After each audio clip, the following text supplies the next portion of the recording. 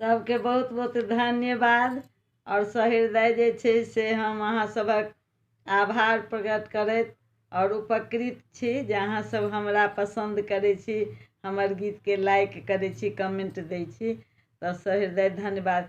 अखन जे छै ने से अपना सबमे कर्ण कास्टमे से पहिले हमरो सबके भेल छै से पान बिच्छी विध होइ छलैए। जखन लड़का अबै छलैए दुल्हा परिछन कऽ कऽ मड़बा घुमि कऽ तऽ अङ्गनामे ठाढ़ कयल जाइ छलै, तऽ पहिले तऽ पालकी महफाबै छलैए।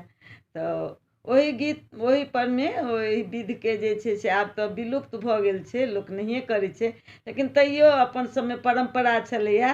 ओहि याद दिअबै दुआरे हम एहि गीतक रचना केलहुँ हेँ। अहाँ सब सुनै जाइ जाउ, जेहन लागत तेहन कहब, कमेंटमे देब, ठीक ने? तो सुनै जाइ जाउ।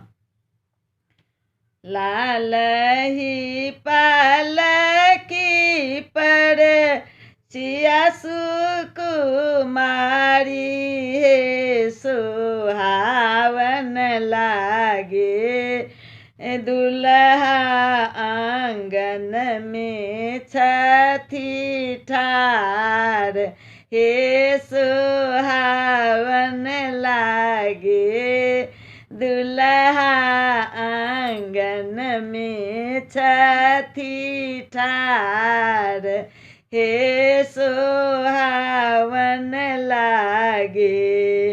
हरियर डंटी लागल पान का पात हे सुहावन लागे, हे तई पान बिछी विध आब हे सुहावन लागे।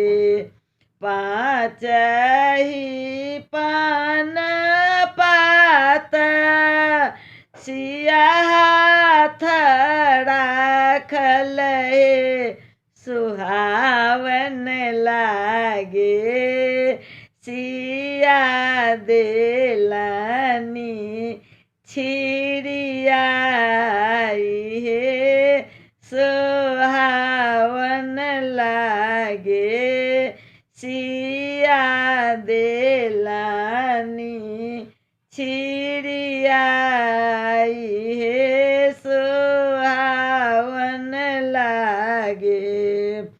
सेहो पान बिछथिन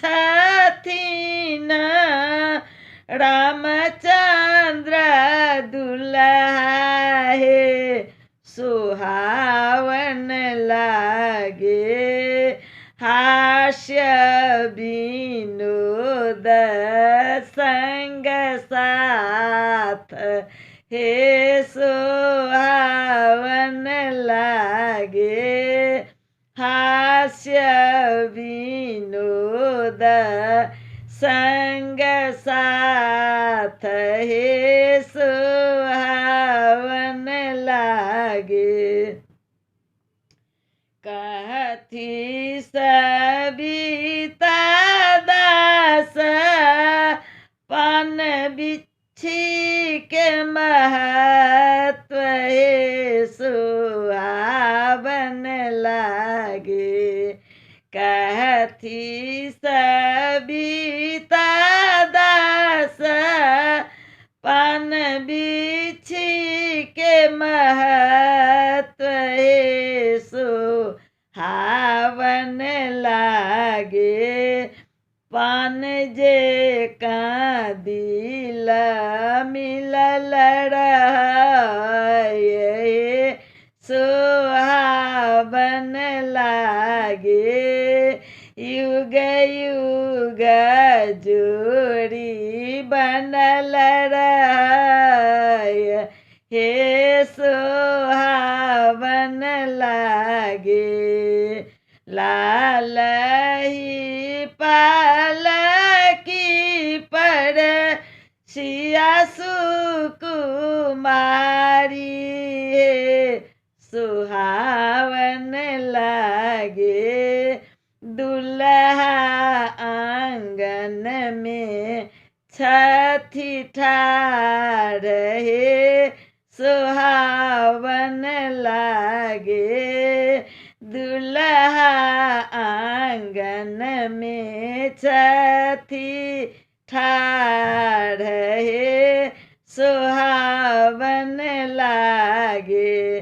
सबके बहुत बहुत धन्यवाद। एकर बाद जे छै से नह छुए छै लड़की सबके, तऽ ताहि दुआरे जे छै से हम ई पान बिच्छीवला गीत रचना कऽ कऽ अहाँ सबके सुना देलहुँ हेँ। एहिके गीतक रचनाकार छथिन सविता दास आ गेबो केलखिन हेँ सविता दास। अहाँ सबके जेहन लागत कमेंटमे देब, ठीक ने।